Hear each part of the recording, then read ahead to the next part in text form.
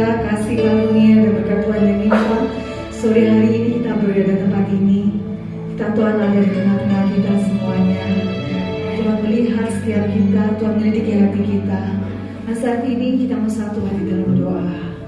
Tuhan Yesus yang baik, Bapa yang baik, Roh Kudus yang manis, kami tahu Engkau ada di tengah-tengah kami Tuhan. Kami tahu Engkau sungguh mengasihi kami Bapa. Saat ini Tuhan, dengan waktu yang singkat, kami rindu memberikan pujian penyembahan kami. Kami rindu Tuhan menghampiri tata kudus-Mu, menerima lawatan-Mu, menerima kasih-Mu, menerima berkat-Mu, menerima kesembuhan daripada Engkau Tuhan Yesus. Kalaupun ada kuasa yang bukan daripada Engkau Tuhan, kami satukan hati kami ikat, patahkan, hancurkan, kami panggil nama-Mu di dalam nama Tuhan Yesus. Nama yang berkuasa, nama yang menghancurkan segala kuasa-kuasa jahat, nama yang memberikan kemenangan. Terima kasih Tuhan Yesus, terima kasih. Kami serahkan teman-teman kami dalam perjalanan. Tuhan hantar tibakan tempat ini dengan selamat. Kami rindu bersatu hati masuk hadirat-Mu bersama-sama Tuhan. Lawat setiap kami, jamah setiap kami. Kami percaya ibadah kami diberkati Tuhan. Penyembahan kami menyenangkan hati Engkau. Lawatan-Mu nyata atas setiap kami. Engkau adalah jawaban hidup kami Tuhan. Engkau adalah kekuatan dan perisai kami Yesus. Terima kasih Tuhan. Saat ini kami memuji, mengagungkan nama-Mu, meninggikan Engkau Tuhan Yesus. Haleluya. Engkaulah perisaiku, amin. Saat badai hidup menerpaku, kami pegang janji-Mu Tuhan, janji-Mu di dalam pulihkan kami.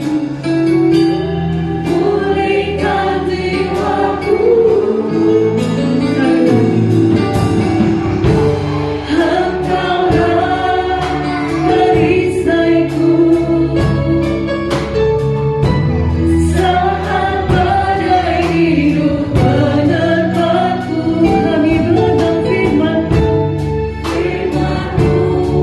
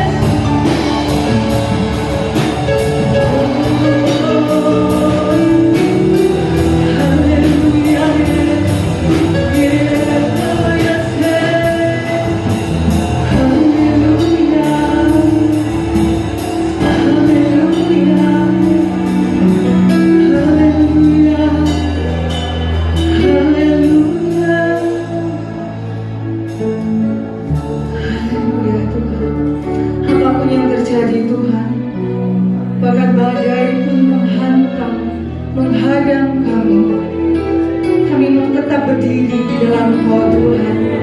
Karena Kau kekuatan kami, Kau perisai kami, Kau yang menopang setiap kami Tuhan. Apakah itu sakit, penyakit, masalah, tantangan, kesukaran yang menghadang kami tetap berdiri bersama Kau. Kau yang memegang tangan kami Tuhan, Kau yang menuntun kami, Kau pintu bagi kami, Kau jawaban bagi kami, Kau jalan keluar bagi setiap kami Tuhan. Dan kita mau katakan, berdiri di tengah badai dengan kekuatan yang Kau berikan. Sampai kapanpun ku kan bertahan, karena Yesus selalu menopang.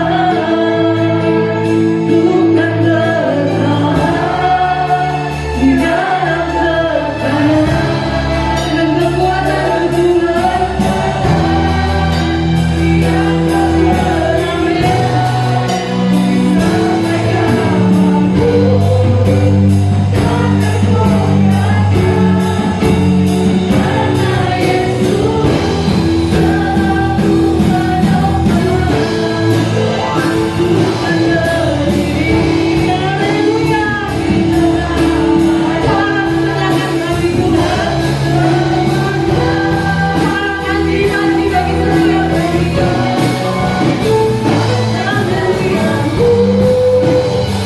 menjadikan kami Tuhan bahkan lebih dari kemenangan.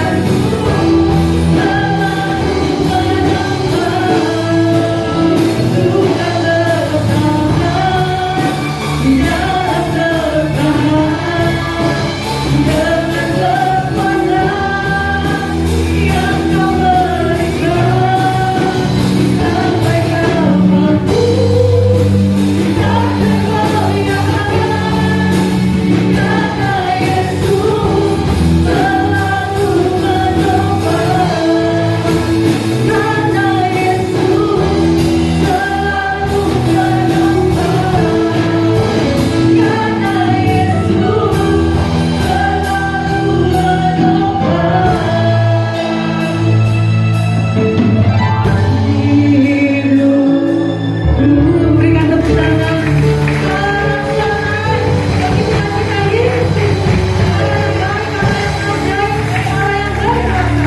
Haleluya. Terima kasih Tuhan. Terima kasih buat kehadiran-Mu. Terima kasih buat jamahan-Mu. Terima kasih buat lawatan-Mu. Terima kasih Tuhan. Sebentar kami akan memuji lebih lagi, bersorak-sorai lebih lagi bagi nama-Mu yang kudus di dalam nama Tuhan Yesus. Berikan tepuk tangan, sorak-sorai. Haleluya. Kita berjalan bersama Dia.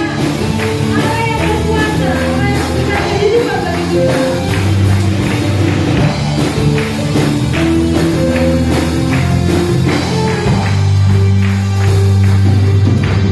Berjalan bersama, kita katakan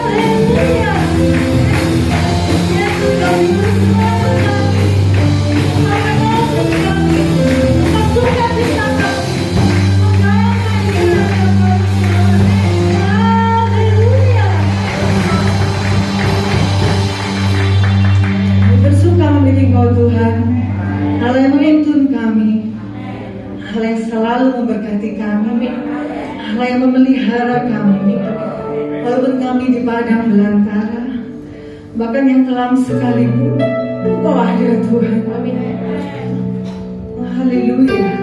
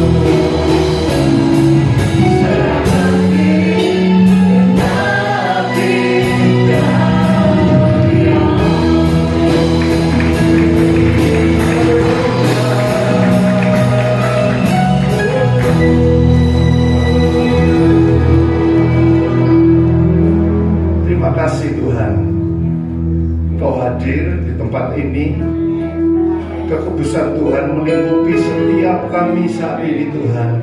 sehingga tidak ada satupun di antara kami yang terhalang untuk kami boleh menikmati hadirat Tuhan. Darah Tuhan Yesus sudah menguduskan setiap kami saat ini. Terima kasih Tuhan, kami percaya akan ada mujizat yang akan kami terima saat ini. Kami akan menerima pengajaran pengertian yang baru dari Tuhan, karena kami percaya Roh Kudus sudah melingkupi setiap kami saat ini, sudah melingkupi, memenuhi setiap kami, sehingga kami punya hikmat Tuhan, kami punya pengertian dari Tuhan, kami punya pengetahuan yang hanya daripada Tuhan saja, sehingga kami benar-benar siap untuk dengar kebenaran firman-Mu. Atas hamba-Mu yang terbatas biar Tuhan kuasai, sehingga apa yang hamba sampaikan benar-benar datang daripada Tuhan. Terima kasih Tuhan, terpujilah nama-Mu. Di dalam nama Tuhan Yesus kami sudah alaskan doa kami. Amin. Silakan duduk kembali. Shalom. Shalom. Puji nama Tuhan. Bersyukur kalau sore hari ini nggak hujan gitu ya. Kemarin kalau di barat sana hujan ya, cukup hari kemarin dulu ya Pak ya, kemarin dulu atau kemarin ya, lupa saya. Wah, hujannya cukup lebat, cukup deras gitu ya, sampai menakutkan seperti badai gitu. Nah, puji nama Tuhan, kalau saat ini kita boleh datang di tempat ini dengan cuaca yang cerah gitu ya, kita tidak terhalang oleh air, oleh hujan. Kita bersyukur sama Tuhan. Kalau kita juga boleh memuji menyembah Tuhan seperti yang baru kita lakukan, saya percaya pujian penyembahan kita menyenangkan hati Tuhan, Bapak Ibu ya. Dan kita percaya melalui pujian penyembahan yang benar-benar kita naikkan dengan kesungguhan hati, saya percaya setiap kita sudah dikuasai oleh Roh Kudus. Dan saat kita dikuasai oleh Roh Kudus, akan ada suatu hal yang dahsyat yang pasti akan kita alami bersama. Khususnya pada saat ini kita mau dengar firman Tuhan, akan ada pengertian hikmat Tuhan, pengurapan Tuhan, itu ada pada setiap kita bersama. Amin. Sehingga apapun yang kita dengar firman Tuhan saat ini, kita akan menerima berkat dari Tuhan, begitu ya, mengerti pengetahuan yang baru, pengurapan yang baru, itu akan kita terima bersama. Ya, puji nama Tuhan. Bapak Ibu, saya beri judul firman Tuhan pada sore hari ini tentang benih. Kita akan belajar sedikit tentang benih, benih tanaman atau benih tumbuhan. Coba kita mau baca bersama di dalam Mazmur pasal yang ke-92, mulai ayat yang ke-13 sampai dengan ayat yang ke-16. Bapak Ibu bisa baca di depan bersama dengan saya, atau kalau mau pakai HP-nya atau Alkitab silakan. Ya, Mazmur pasal 92 mulai ayat yang ke-13. Kita baca bersama aja ya. Ada beberapa ayat saja. 1, 2, 3. Orang benar akan bertunas seperti pohon korma, akan tumbuh subur seperti pohon aras di Libanon. Mereka yang ditanam di bait Tuhan akan bertunas di pelataran Allah kita. Pada masa tua pun mereka masih berbuah, menjadi gemuk dan segar, untuk memberitakan bahwa Tuhan itu benar, bahwa Ia gunung batuku dan tidak ada kecurangan padanya. Amin. Puji nama Tuhan. Bapak Ibu, ini adalah satu gambaran gitu ya, tentang hidup orang percaya. Dikatakan hidup orang percaya ini dikatakan bukan semakin lama itu semakin suram, begitu ya. Bukan semakin lama itu kehidupannya semakin jatuh begitu, semakin susah, bukan seperti itu.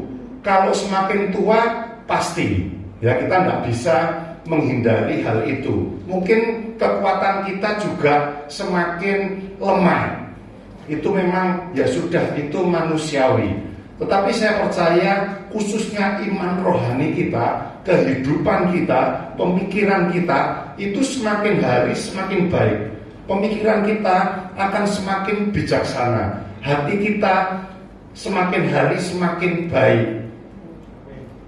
Dan itu boleh bisa terus semakin hari semakin kehidupan kita itu boleh jadi berkat. Ini yang digambarkan di dalam Mazmur pasal yang ke-92. Ini yang diharapkan Tuhan bagi hidup setiap anak-anaknya, khususnya Bapak Ibu bersama dengan saya pada saat ini. Bukan semakin hari atau semakin tua kehidupan kita ini malah banyak menjadi batu sandungan.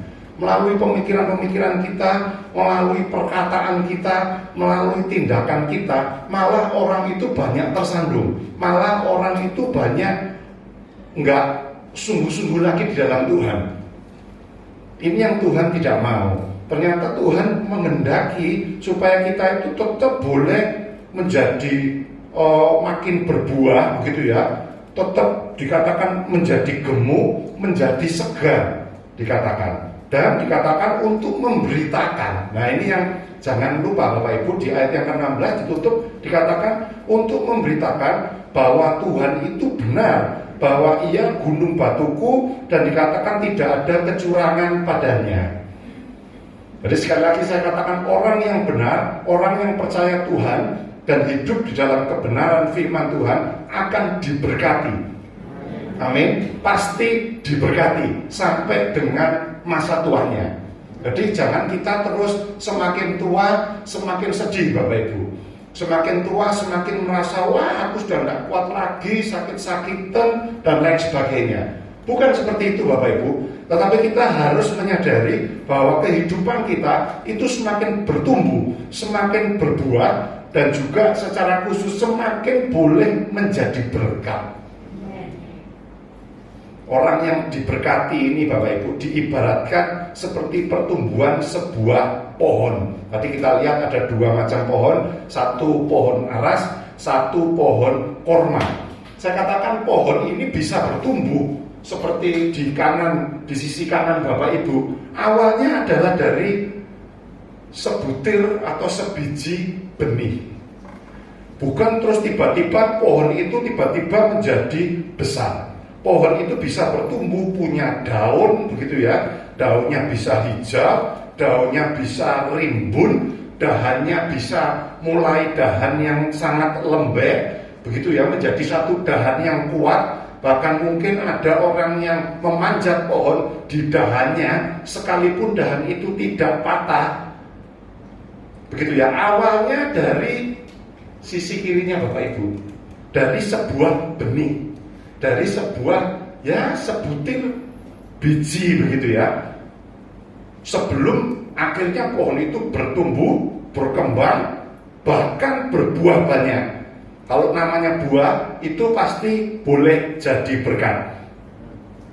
Nah, saya katakan seunggul, begitu ya, seunggul dan sebaik apapun benih. Kalau kita sekarang lihat dari sisi benihnya, begitu ya. Kalau tadi saya lihat dari sisi pohonnya, pohon ini bisa bertumbuh, berkembang, berbuah, begitu ya, lebat, daunnya lebat, buahnya dari benih. Nah sekarang kita lihat dari sisi benihnya. Seunggul apapun benih, sebaik apapun benih, saya katakan, kalau ditanam di sesuatu media yang salah, dia tidak akan bisa bertumbuh.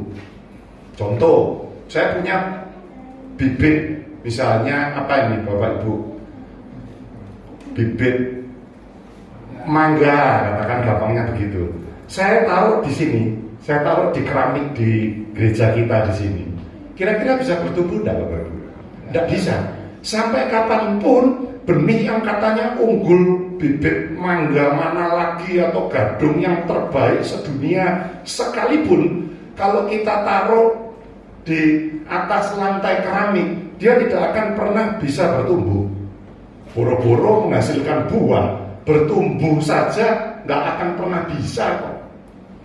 Jadi konsepnya kalau biji itu salah ditaburkan, salah ditanam, sampai kapanpun biji tadi tidak bisa pecah, terus bertumbuh begitu ya, terus punya pohon yang dahan-dahan yang kuat, punya daun yang rimbun, apalagi punya buah, tidak mungkin. Harus ditanam, saya katakan, dengan cara dan tempat yang benar, sehingga benih tadi, biji tadi bisa pecah lalu bertumbuh dan berbuah. Setuju ya Bapak Ibu ya? Khususnya ibu-ibu pasti lebih paham daripada saya. Meskipun saya dulu kalau sekolah masih diajari apa itu tauge, kalau nggak salah ditaruh di kapas, begitu ya, di media ada laboratoriumnya diajari begitu. Jadi tahu kan itu harus ditumbuh begitu ya, ditanam dengan cara dan tempat yang benar. Kalau tidak ada tempat yang benar, tidak dengan cara yang benar, nah begitu ya, tidak akan pernah bisa bertumbuh apalagi berbuah. Bapak Ibu, seorang botanis ini seorang yang mempelajari tentang tumbuhan, memang ahli di dalam persoalan atau lingkup tumbuhan tadi ya, botanis itu. Seorang botanis itu dia katakan ada 3 cara yang membuat benih itu bisa bertumbuh, membuat benih itu bisa berbuah, bisa gemuk, bisa segar sampai dengan usia yang panjang. Ternyata seperti itu. Dia mengakui mempelajari bahwa ada 3 cara yang membuat benih itu bisa bertumbuh dan berkembang bahkan berbuah. Nah, ini yang mau saya sharingkan bagi Bapak Ibu saudara sekalian dikasih Tuhan. Karena Tuhan sudah menulis melalui hambanya yang diurapi di dalam Mazmur pasal yang ke-92 ini tentang diibaratkan orang benar itu seperti pohon, seperti tumbuhan. Ini pasti ada sebabnya, pasti ada benang merahnya, ada kaitannya dengan pertumbuhan sebuah pohon tadi, tumbuhan tadi. Apa itu? Yang pertama, saya katakan 3 cara itu. Yang pertama adalah panas. Ternyata benih itu butuh panas. Panas itu akan membentuk yang namanya benih tadi. Nah, benih ini butuh panas matahari. Supaya apa Bapak Ibu? Ternyata kalau dipelajari, kalau diselidiki, benih itu butuh panas matahari supaya benih tadi itu bisa pecah. Jadi kalau ditaruh di ruangan yang gelap, tidak ada sinar, tidak ada panas, benih itu tidak akan bisa pecah, bahkan bertumbuh, apalagi berbuah. Kalau saya hubungkan dengan kehidupan kita Bapak Ibu manusia, Amsal 27 ayat yang ke-17 itu dikatakan besi menajamkan besi, orang menajamkan sesamanya. Ini juga berbicara tentang pertumbuhan dari kehidupan seseorang. Kita tidak bisa menghindari permasalahan dengan orang lain, tidak bisa. Dan itu memang Alkitab mencatat orang itu menajamkan sesamanya, besi itu menajamkan besi, dikatakan seperti itu. Jadi ada satu hal yang dibutuhkan oleh seseorang, oleh orang benar, supaya orang benar itu bisa bertumbuh, khususnya rohaninya, imannya.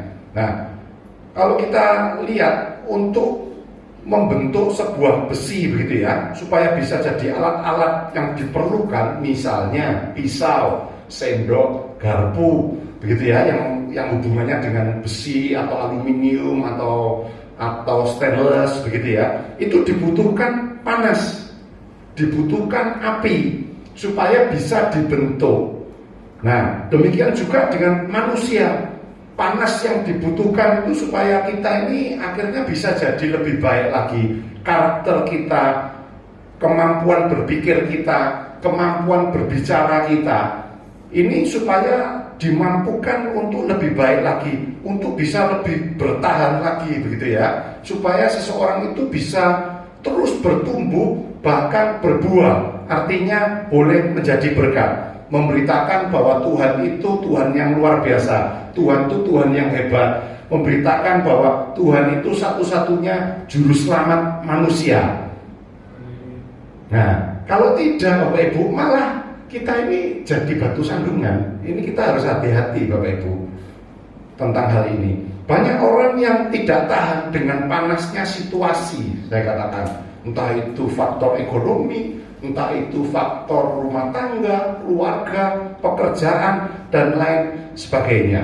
Apalagi ekonomi di dunia saat ini itu bukan baik, khususnya juga di Indonesia, perekonomian di negara kita pun termasuk kategori yang kurang baik, sehingga banyak orang harus menghemat, begitu ya, harus berhati-hati di dalam memakai kekayaannya atau keuangannya, begitu ya. Banyak orang yang stres, saya katakan, ingin lari dari permasalahannya. Beberapa hari yang lalu, kalau nggak salah minggu yang lalu kalau nggak salah, di daerah barat itu, di dekat rumah saya, di sebuah apartemen, kalau nggak salah di Bukit Golf kalau nggak salah. Kalau Bapak Ibu lihat beritanya, ada orang yang terjun dari lantai 7 ya kalau nggak salah. Lantai 7 kalau nggak salah. Ada seorang yang terjun bebas dari lantai 7. Saya nggak tahu masalahnya apa, tapi yang pasti bukan tidak disengaja, bukan dengan tidak disengaja, tapi dilakukan itu dengan sengaja. Berarti orang itu sudah mentok begitu ya, merasa stres, akhirnya orang itu mungkin bunuh diri, begitu ya. Banyak orang yang seperti itu, yang putus asa, akhirnya ambil jalan pintas, bunuh diri.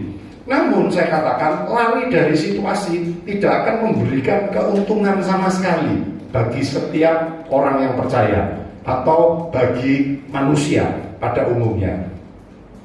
Malah rugi. Banyak kalau di negara Jepang beberapa tahun yang lalu, itu merupakan satu kebiasaan gitu ya, daripada malu begitu ya, dia harakiri begitu ya, artinya dia bunuh diri. Itu bukan orang-orang yang biasa-biasa saja pendidikannya, tapi orang-orang yang punya pendidikan yang cukup tinggi. Mereka begitu juga latar belakang keluarga yang terpandang, kekayaannya juga luar biasa, tapi karena tidak bisa menahan situasi kondisi begitu ya, stres, akhirnya mereka banyak yang melakukan bunuh diri. Seringkali Bapak Ibu, saya katakan Tuhan ini mengizinkan kita berjalan di atas api.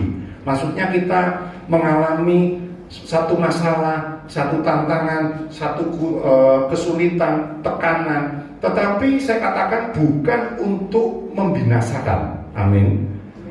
Seringkali saya katakan Tuhan itu izinkan kita berjalan di atas api. Namanya orang berjalan di atas api, ini satu gambaran ya Bapak Ibu, kita bayangkan saja pasti sudah takut. Namanya api itu pasti panas, begitu ya. Tapi dikatakan sekali lagi bukan untuk membinasakan, tetapi untuk membentuk kita seperti yang Tuhan inginkan. Tadi saya katakan awal tadi, besi itu harus dipanaskan supaya bisa dibentuk menjadi satu alat yang berguna, alat yang banyak memberkati orang lain. Contohnya misalnya pisau, palu, dan lain sebagainya. Banyak itu barang-barang yang harus dipanaskan dengan api itu. Supaya apa? Supaya bisa dibentuk oleh penciptanya, begitu ya, untuk menjadi sesuatu yang berharga. Emas juga begitu, gitu ya, dan lain sebagainya. Bapak Ibu, di dalam Yesaya 43 ayat yang kedua dikatakan, apabila engkau berjalan melalui api, engkau tidak akan dihanguskan, dan nyala api tidak akan membakar engkau. Itu janji Tuhan. Kita harus percaya Bapak Ibu, meskipun kita mengalami satu masalah, tekanan hidup, mungkin kita ditekan oleh orang lain atau apapun juga, seolah-olah kita itu harus melalui api, begitu ya. Tapi yakinlah kita tidak akan gosong, begitu. Kita tidak akan hangus, kita tidak akan dihanguskan, apalagi oleh Tuhan. Kenapa? Karena Tuhan itu selalu melindungi kita. Tuhan itu sedang membentuk kita. Amin. Kita harus mengimani seperti itu Bapak Ibu. Jadi jangan jatuh di dalam satu hal yang namanya stres. Kalau kita sudah tidak percaya lagi sama Tuhan, kita stres pasti. Tapi kalau kita ingat, oh ini ayat Yesaya 43 ayat yang kedua, meskipun aku ini berjalan di dalam api, begitu ya, tapi tidak akan menghanguskan aku. Meskipun aku ini Tuhan izinkan aku mengalami tantangan, tekanan, sakit penyakit, bahkan sekalipun masalah ekonomi, masalah mungkin rumah tangga sekalipun Tuhan izinkan mungkin itu terjadi dalam hidup kita, aku percaya aku sedang dibentuk Tuhan. Amin. Kita harus mengimani itu. Meskipun kita sedih, kita susah, bahkan mungkin kita doa pun sulit, tetapi percayalah satu hal, pasti Tuhan segera tolong kita. 2 Timotius 2 ayat yang ke-21 dikatakan, ia akan menjadi perabot rumah untuk maksud yang mulia. Jadi kita ini diizinkan Tuhan, Bapak Ibu, mengalami panas, mengalami satu masalah, tantangan, tekanan di dalam hidup. Ternyata kita sedang diproses oleh Tuhan, menjadi alat kemuliaan Tuhan, menjadi perabot-perabot rumah dengan maksud yang mulia, dikatakan oleh Timotius. Di dalam keluarga, masyarakat, bahkan mungkin gereja Tuhan seperti saat ini, seperti kita ini, seringkali kita mendapatkan yang namanya gesekan. Tapi ingat, manusia menajamkan sesamanya. Besi juga begitu. Jadi banyak gesekan-gesekan itu bisa terjadi karena kedekatan satu sama lain. Bahkan mungkin kita ini dekat dengan teman kita, dengan sahabat kita, mungkin dengan keluarga kita, malah kita bisa bergesekan. Nah, seperti itu. Tetapi semuanya itu membuat seseorang, kita yakin, kita percaya, menjadikan setiap kita orang yang sudah dibenarkan oleh Tuhan itu jadi lebih baik lagi, belajar untuk lebih sabar lagi, belajar untuk lebih lembut lagi, belajar untuk lebih pengertian lagi. Ini maksud dan kehendak Tuhan. Saya jumpai seorang pasangan suami istri. Awal menikah mereka, kalau saya lihat, wah ini yang laki sifatnya begini, yang perempuan sifatnya begitu. Tetapi karena mereka ada di dalam kendali Tuhan, mereka adalah orang-orang yang setia sama Tuhan. Sekarang mungkin usianya usia perkawinannya sudah 30 tahun lebih. Tapi adem ayem aja Bapak Ibu, semua baik. Ya, tapi kadang-kadang orang yang baru menikah, saya dengar belum 1 tahun aja sudah tidak kuat lagi, mau cerai. Terkadang memang Tuhan izinkan sesuatu itu terjadi untuk membentuk karakter dari anak-anaknya, supaya menjadi karakter-karakter yang lebih baik lagi. Bapak Ibu, saya beberapa waktu yang lalu pernah bawa satu ilustrasi, mungkin Bapak Ibu ingat. Ilustrasinya seperti ini. Yang paling kiri wortel Bapak Ibu, yang tengah itu telur, yang kanan ini biji kopi. Ya, nah, kalau kira-kira ketiganya ini dimasukkan di air yang mendidih, nah kira-kira apa yang terjadi Bapak Ibu? Ya, kalau wortel, ibu-ibu pasti paham, kalau dipanaskan di dalam air yang mendidih, apakah wortel itu menjadi keras Bapak Ibu? Tidak. Wortel itu malah menjadi lembek. Betul? Semakin lama bahasa Jawanya bodoknya begitu ya. Ya, dididihkan semakin lama semakin lembek. Nah, ini menggambarkan sikap dari manusia pada saat mengalami masalah, mereka malah putus asa. Mereka malah menyerah di dalam keadaannya. Bahkan mungkin sudah lari kemana-mana, akhirnya kepingin yang namanya bunuh diri. Udah tidak hidup lagi aku, udah nyerah aku dengan masalah hidup kok penuh masalah. Aku udah ikut Tuhan dengan sungguh-sungguh, dengan setia, bahkan aku rajin melayani Tuhan sekalipun kok yo pancet aja. Kalau melihat orang fasik itu loh hebat, dia tidak gereja-gerejahan, mungkin juga mendua, begitu ya, tapi hidupnya sukses. Ngapain dah aku hidup kalau seperti ini? Mereka banyak yang putus asa, mereka menyerah di dalam masalahnya. Itu digambarkan seperti wortel yang dididihkan. Beda lagi dengan telur. Kalau telur ini semakin lama direbus, semakin lama digodok Bapak Ibu, semakin keras telur ini. Ini menggambarkan orang-orang yang mengalami satu masalah, satu tantangan, malah hatinya keras, malah wah udah marah-marah, mogok ke gereja, mogok pelayanan mungkin gitu ya, mogok doa, menjadi orang yang brutal, mungkin seperti itu. Mengeraskan hatinya, menolak, dikasih nasihat malah menolak. Yang satunya menyerah, kalau yang ini menolak. Tapi kalau yang ketiga, ini ilustrasi yang ketiga, yaitu butiran kopi, ya, sesuai dengan hobi saya, ya, begitu ya, minum kopi. Mungkin Bapak Ibu juga banyak yang hobinya seperti saya. Kopi ini, kalau kopi ini dididihkan, khususnya bubuk kopi tadi, direbus, apa yang terjadi? Bubuk kopi itu akan berbau, mungkin satu ruangan ini akan penuh dengan bau harumnya kopi. Nah, seperti itu. Ini menggambarkan orang-orang yang diproses oleh Tuhan, diizinkan Tuhan mengalami sesuatu, mungkin tekanan, masalah, sakit penyakit sekalipun, tetap orang ini mempunyai iman yang tetap kuat. Orang ini tetap bisa mungkin memberikan satu nasihat kepada orang lain, mendorong orang lain untuk lebih sungguh-sungguh sama Tuhan. Intinya orang itu tetap berbuah. Intinya orang itu tetap boleh menjadi berkat di lingkungannya. Nah, sekarang yang manakah diri kita, Bapak Ibu? Apakah kita seperti telur? Apakah kita seperti wortel tadi, menyerah di dalam keadaan masalah, tantangan yang kita alami?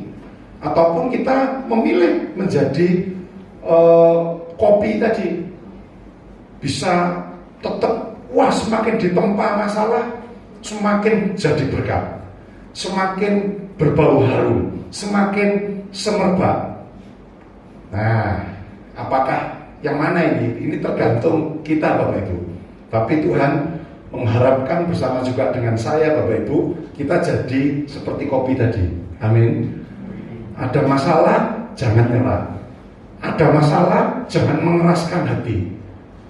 Ada masalah, tetap jadi berkat. Itu yang Tuhan kehendaki. Jadi itu tentang panas, Bapak Ibu. Jadi panas atau masalah ini akan membentuk kita menjadi alat Tuhan yang indah. Besi akan berguna, saya katakan, bila dipanaskan. Sebaliknya akan rusak, akan berkarat mungkin gitu ya, kalau tidak ada api, kalau tidak dipanaskan. Orang benar juga seperti itu. Pada saat kita mengalami satu masalah, satu tantangan, bahkan mungkin harus gesekan dengan orang-orang yang di dekat kita, di sekeliling kita, tetaplah kita jadi berkat. Jangan menyerah, jangan mengeraskan hati, tetap jadi berkat. Amin. Tetap pegang firman Tuhan, tetap pegang kebenaran firman Tuhan. Saya yakin Tuhan akan meluputkan, Tuhan akan membela.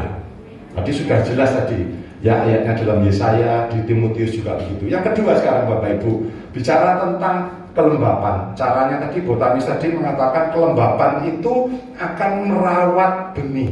Yang pertama tadi, panas tadi akan memecahkan benih supaya benih itu bisa pecah dan bisa bertunas, bertumbuh, punya daun yang lebat, dahannya kuat, bisa berbuah, artinya bisa jadi berkat. Nah, dalam proses itu semua, selain panas, ternyata juga perlu yang namanya kelembapan. Nah, kelembapan itu akan merawat benih tadi. Benih tadi saya katakan tidak akan bisa pecah selain dengan panas, tanpa ada kelembapan di dalam tanah. Ternyata seperti itu, Bapak Ibu. Saya katakan siraman air itu akan membuat tanah menjadi lembab. Nah, ini bahasa ilmiahnya begitu ya. Jadi mungkin kalau Bapak Ibu yang nggak ngerti, air itu kenapa sih kok mesti disiram? Supaya tanamannya tumbuh, supaya tanamannya lebat, supaya buahnya banyak. Ternyata supaya di dalam tanah tadi yang kita tidak terlihat dengan kasat mata, ternyata supaya tanah tadi itu menjadi lembab, sehingga akhirnya benih tadi bisa pecah, bertumbuh, dan berbuah. Nah, air saya katakan ini juga berbicara atau kelembapan itu mengenai hadirat Tuhan. Ini satu gambaran, atau Roh Kudus. Nah, saya katakan kalau dalam tumbuhan, botanis tadi mengatakan daun yang hijau itu pertanda bahwa pohon tersebut cukup kelembapannya, cukup airnya. Nah, tapi kalau daunnya itu sudah menguning, dikatakan, nah ini airnya atau kelembapan di dalam tanah tadi berkurang. Artinya terlalu kering, begitu, sehingga perlu disiram. Nah, ini tentang seperti begitu. Jadi jiwa dan roh, kalau ini kita hubungkan dengan kehidupan kita sebagai orang yang dibenarkan oleh Tuhan, jiwa dan roh pun kita pun demikian. Bila saya katakan tidak ada asupan makanan yang cukup, jiwa dan roh kita akan kekeringan, Bapak Ibu, akan mati pada akhirnya. Jadi kalau kita ini sudah terus malas-malasan ke gereja, malas berdoa, malas ini, malas itu, nah ini berbahaya. Lama-lama iman kita ini bisa padam. Ya, kalau seseorang, saya katakan, menarik diri dari kedisiplinan rohaninya, yang biasanya kita selalu bangun pagi, kita renungkan Tuhan, bersyukur sama Tuhan, sebelum kita tidur kita ingat Tuhan, selama kita bekerja atau melakukan satu kegiatan kita ingat Tuhan. Nah ini terus, ini sama dengan kita itu menyiram, begitu ya, roh kita, jiwa kita itu kita sirami terus, supaya lembab terus, supaya kita bisa bertumbuh terus, bisa berbuah terus. Nah seperti itu.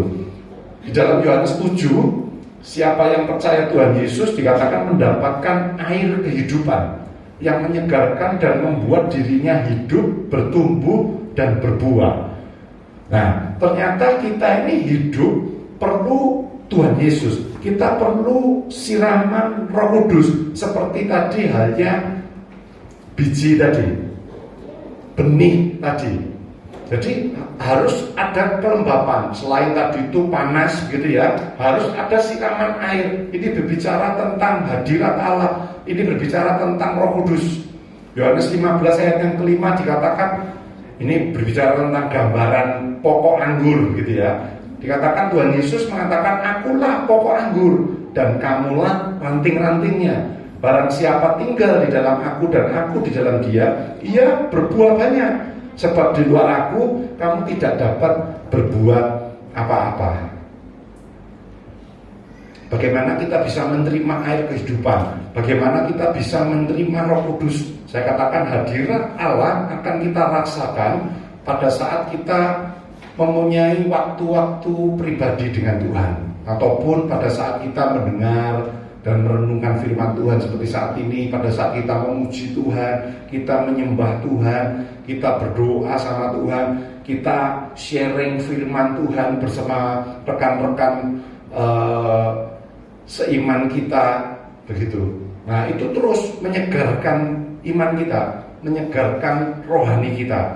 Nah manusia, saya katakan, diciptakan untuk hidup di dalam hadirat Tuhan, supaya bisa bertumbuh. Nah, kebutuhan utamanya adalah ya Roh Kudus tadi. Nah, kenapa? Di dalam hadirat Allah itu ada sukacita, saya katakan, ada damai sejahtera, ada kelepasan, ada perlindungan, ada kesembuhan, ada berkat, ada pemulihan, dan seterusnya, Bapak Ibu. Semua hal yang sangat dibutuhkan oleh manusia. Maka dari itu Bapak Ibu, seringkali orang itu ketakutan, gitu ya. Saya sharing sedikit, saya beberapa kali ini, akhir-akhir ini sering berbicara dengan beberapa orang, begitu ya, yang dia tuh takut disantet lah, takut diguna-guna lah, dia harus melakukan kebiasaan tertentu supaya dia ini tidak apa sih bahasa Indonesia apa ya?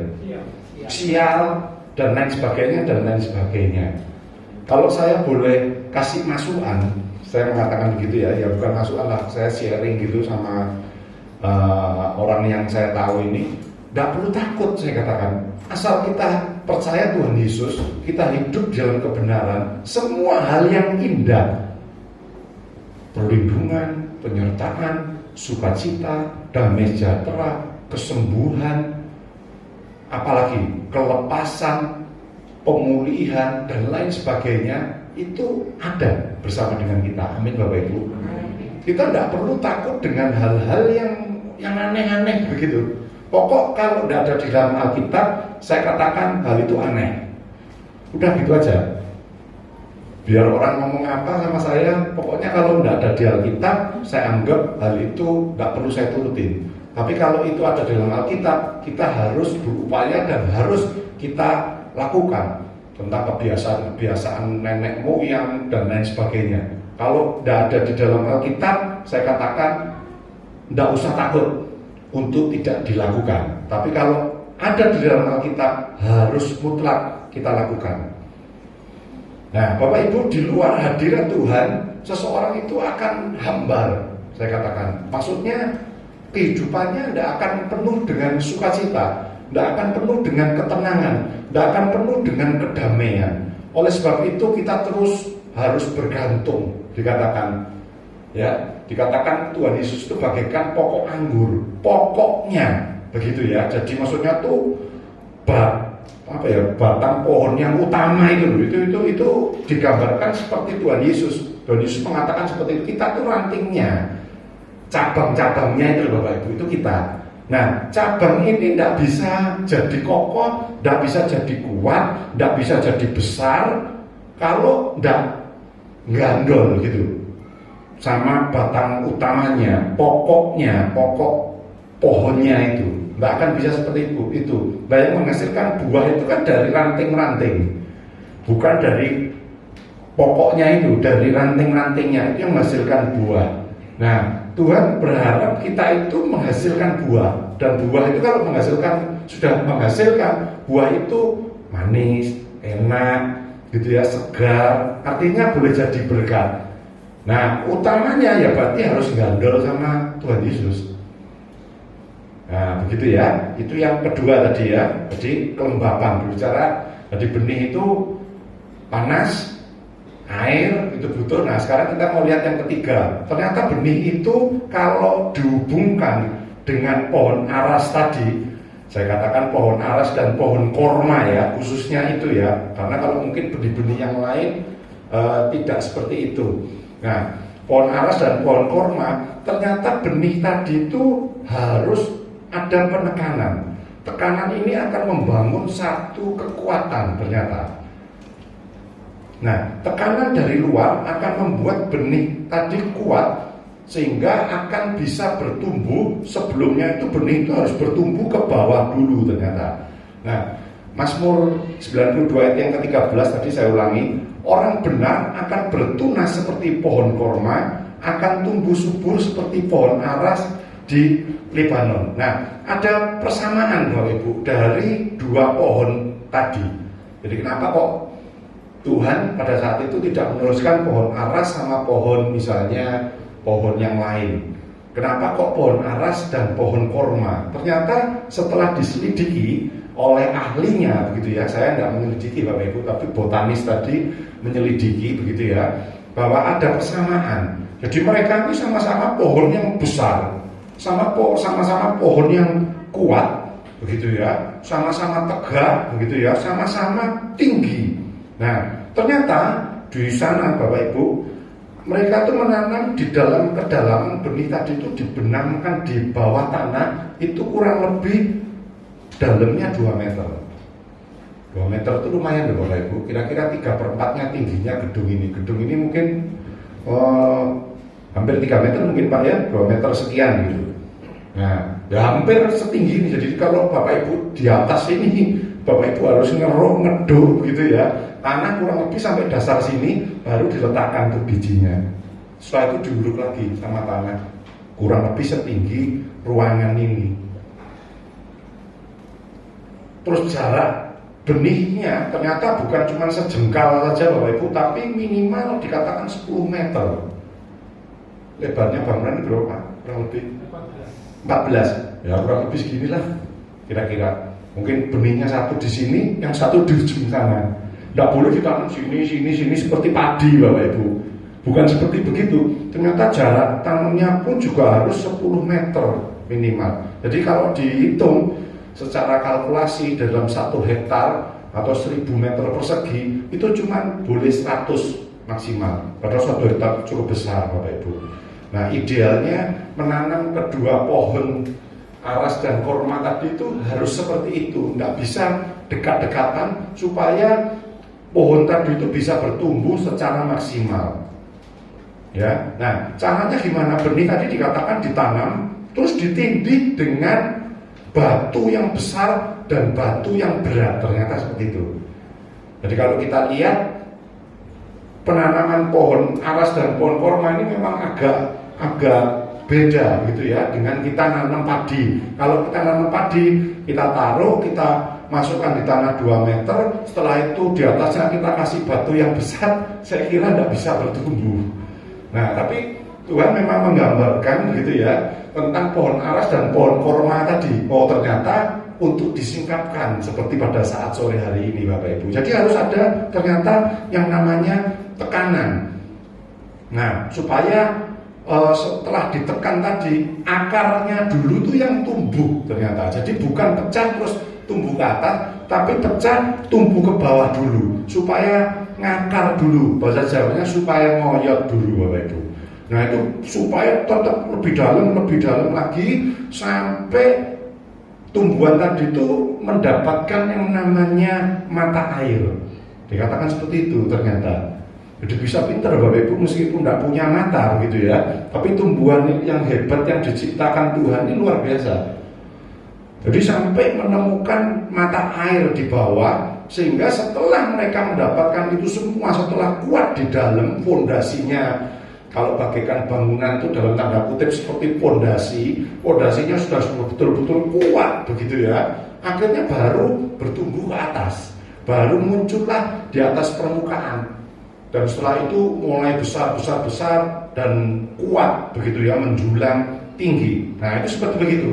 Kedua pohon tadi ini diceritakan, dicatat itu seperti begitu Bapak Ibu. Nah banyak orang, saya katakan kalau kita hubungkan dengan kehidupan manusia, yang ingin cepat muncul di luar tanpa berakar dalam tanda kutip. Maksudnya ingin ya cepat-cepat diberkati secara melimpah, tanpa mau menderita, begitu ya, tanpa mau mengalami yang namanya panas. Nah orang-orang yang demikian akan mudah jatuh, ingin sukses tanpa berusaha. Anak Tuhan kaya boleh, tapi ingin cepat kaya dikatakan firman Tuhan itu yang dilarang. Ini bagaikan seperti ini Bapak Ibu. Orang yang cepat-cepat ingin ke permukaan begitu ya, ingin cepat-cepat kaya, itu yang tidak boleh. Kenapa? Karena biasanya orang yang ingin cepat menjadi kaya itu menghalalkan segala cara. Biasanya seperti itu. Maka dari itu firman Tuhan melarang orang yang ingin cepat-cepat menjadi kaya. Tapi bukan berarti kalau orang kaya itu dosa Bapak Ibu. Tidak berarti seperti begitu. Ya. Nah, saya katakan ingin cepat sukses tanpa berusaha instan untuk maju. Nah ini biasanya tidak bertahan lama. Saya ingat almarhum Bapak Kepala gitu ya, Pak Edi dulu waktu ngajari saya gitu ya, yang ngajari kita semua Bapak Ibu tentunya. Sebelum kita melayani begitu ya, kita harus rajin beribadah. Betul Bapak Ibu yang mungkin udah mulai tahun sebelum tahun 2000 atau tahun 2000-an begitu ya, seperti begitu kita. Tidak gampang-gampang untuk gampang cepat-cepat melayani Tuhan. Untuk apa? Ya itu tujuannya ternyata. Ya untuk supaya kita ini betul-betul ngoyot gitu bahasa Jawanya. Betul-betul kita tuh berakar. Kita betul-betul ngerti dulu, kita tahu dulu, kita setia dulu, begitu ya. Baru kita melangkah lebih maju. Supaya apa? Kalau kita cepat-cepat naik, nanti kalau kena angin gampang jatuh. Ternyata pohon korma dan aras ini juga begitu. Kalau ditanam mungkin cuma di tepian saja, karena pohon ini begitu besar. Kalau kena angin sepoi-sepoi saja, nggak usah angin besar, pasti gampang rubuh. Oleh sebab itu harus ditanam di dalam. Tidak cukup seperti itu, harus ditindih dengan alat yang berat, batu yang berat, supaya apa? Supaya ngakar dulu. supaya cari air dulu, cari kehidupan dulu di dalam, supaya betul-betul punya pondasi yang kuat. Setelah itu baru bisa bertumbuh menjulang tinggi, kuat, sehingga kena terpahan angin yang besar sekalipun tidak akan mudah jatuh. Kenapa? Karena sudah dalam, pondasinya sudah kuat. Saya katakan tanpa tekanan, seseorang itu akan menjadi rapuh. Biasa disebut kadang-kadang kalau anak-anak kecil, ini anak-anak manja, anak-anak cengeng begitu ya, karena belum punya terpahan. Ya nanti kesenggol sedikit nangis begitu. Nah, tapi kalau sudah orang dewasa beda. Oh ya, kesenggol nggak sengaja. Mungkin bisa seperti begitu. Oh, kena masalah ini, tidak masalah. Dulu masalahku ya besar, aku ditolong Tuhan kok. Kita bisa mengatakan seperti itu, bukan jadi Kristen cengeng, begitu ya, karena kita punya pondasi yang kuat. Nah, caranya kuat gimana? Ya harus mengalami tekanan demi tekanan, Bapak Ibu. Semakin besar tekanannya, semakin besar berkatnya, begitu. Kalau tekanannya kecil, ya berkatnya kecil. Mungkin dalam ukuran pandangan manusia, seperti begitu. Ya, tapi kita dilatih terus untuk harus melalui panas, harus terus bersekutu dengan Tuhan, butuh Tuhan terus, butuh asupan air Roh Kudus, begitu ya, urapan Roh Kudus, begitu ya, curahan Roh Kudus, kita butuh. Begitu juga kita juga harus mau ditekan, supaya apa? Supaya kita bisa lebih kuat lagi. Nah, ini seperti itu. Jadi kita kalau mengalami yang namanya panas, Bapak Ibu, mengalami yang namanya kelembapan, kekeringan gitu ya, jangan mengambil kesimpulan untuk menyalahkan yang lain, menyalahkan Tuhan. Tapi kita percaya, wah ini memang proses Tuhan gitu ya, untuk kita bisa bertumbuh, kita boleh berbuah, kita bisa jadi gemuk. Kata firman Tuhan, semakin tua itu semakin gemuk, bukan berarti gemuk obesitas terus sakit, bukan seperti itu, tapi maksudnya di dalam satu gambaran keadaan orang yang diberkati begitu, segar gitu ya, sehingga boleh tetap jadi berkat. Bahwa itu ada kata-kata yang baik. Tuhan tidak berjanji bahwa kita tidak melewati api. Jadi Tuhan tidak berjanji kita ini, kalau kamu ikut Tuhan, kamu rajin ke gereja, kamu rajin melayani Tuhan, kamu tidak akan mengalami masalah. Tuhan tidak berjanji seperti itu ternyata. Tapi janji Tuhan adalah nyala api, ataupun itu yang namanya masalah, tantangan, tekanan, itu tidak akan menghanguskan kita, tidak akan membuat kita itu jadi mengalami hal yang makin buruk lagi, tidak sampai tergeletak begitu ya. Tuhan juga tidak berjanji bahwa kita tidak melewati air bah, tapi janjinya air bah itu tidak akan menghanyutkan kita. Hebat ya Bapak Ibu ya, luar biasa loh. Kalau saya suruh milih begitu ya, wah air bah, wah Tuhan lewatkan aja. Kalau saya lebih baik milih, aku lewat, tapi aku tidak hanyut. Kenapa? Karena aku bakal mengalami kedahsyatan Tuhan. Aku bakal mengalami mujizat Tuhan, betul? Kalau kita cuma ada air bah di sana, Tuhan aku luputkan, kira-kira kita tidak mengalami mujizat, Bapak Ibu. Tapi kalau kita ada air bah, ayo kamu harus tetap jalan. Oke Tuhan, aku jalan, tapi aku tidak hanyut. Luar biasa. Artinya kita menerima, mengalami banyak mujizat bersama dengan Tuhan ya. Tuhan juga tidak berjanji bahwa kita bebas dari serigala dan singa, tapi janjinya akan menyelamatkan kita. Artinya kita bukan, Tuhan itu berjanji bahwa kita tidak mungkin bebas dari serigala dan singa, ini maksudnya hantaman ataupun mungkin serangan begitu ya, serangan iblis dan lain sebagainya. Tapi janji Tuhan, kita pasti diselamatkan, kita pasti dilindungi oleh Tuhan. Itu janji Tuhan ya. Tuhan sangat luar biasa. Satu lagi, Tuhan tidak berjanji bahwa kita hidup tanpa air mata. Mungkin kita harus mengalami masalah sehingga kita harus menangis, Bapak Ibu, harus susah, mungkin harus sedih, tapi janji Tuhan, Dia pasti akan memberikan Roh Kudus, akan memberikan Roh penghibur bagi setiap kita. Artinya Tuhan itu sanggup untuk menghibur setiap kita. Ya, mungkin kita harus menangis Bapak Ibu, tapi percayalah Tuhan itu sang penghibur kita. Amin. Mari kita tunduk kepala, kita berdoa sama Tuhan yang baik. Bapa di surga, kami bersyukur bahwa Engkau memberikan pengertian kepada setiap kami bahwa Engkau adalah Allah yang dahsyat, Allah yang sungguh luar biasa, Allah yang sungguh amat baik bagi setiap kami. Kalaupun kami harus mengalami hal-hal, masalah, tantangan, tekanan harus kami alami, biarlah kami tidak marah, kami tidak kecewa dengan Engkau, tapi kami memperkuat iman kami mengingat terus apa yang sudah Tuhan lakukan, bahkan mengingat apa janji Tuhan bagi setiap orang yang percaya. Itu tetap kami pegang Tuhan, sehingga kami boleh mengalami bersama dengan Engkau, sehingga kami boleh mengalami mujizat demi mujizat bersama dengan Engkau. Terima kasih Tuhan, meteraikan setiap firman Tuhan di dalam hidup kami pada sore hari ini, dan kami boleh pulang menerima kemenangan dari Tuhan. Mujizat Tuhan terjadi saat ini.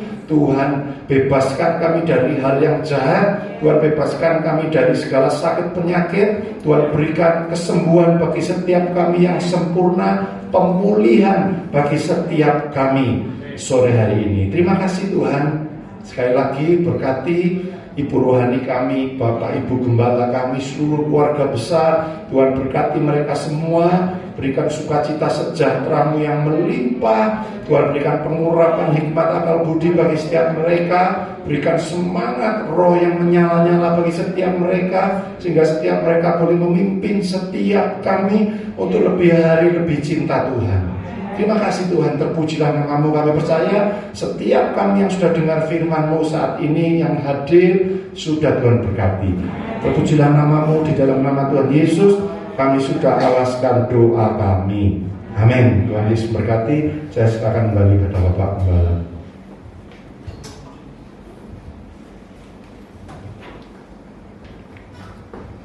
Ya, terima kasih kepada Pak Nidi yang sudah melayani firman Tuhan, mengingatkan kita melalui banyak hal yang Tuhan izinkan terjadi, bahwa sesungguhnya Tuhan sedang membentuk hidup kita, ya.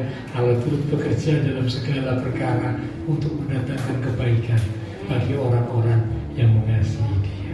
Silakan Mbak kembali maju ke depan.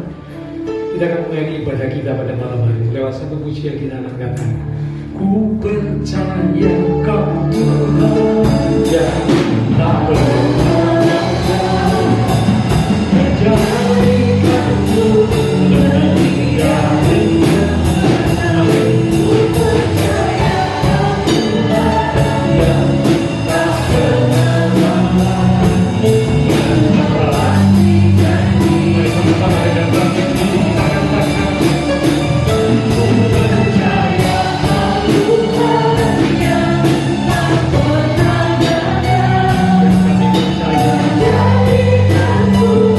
tak pernah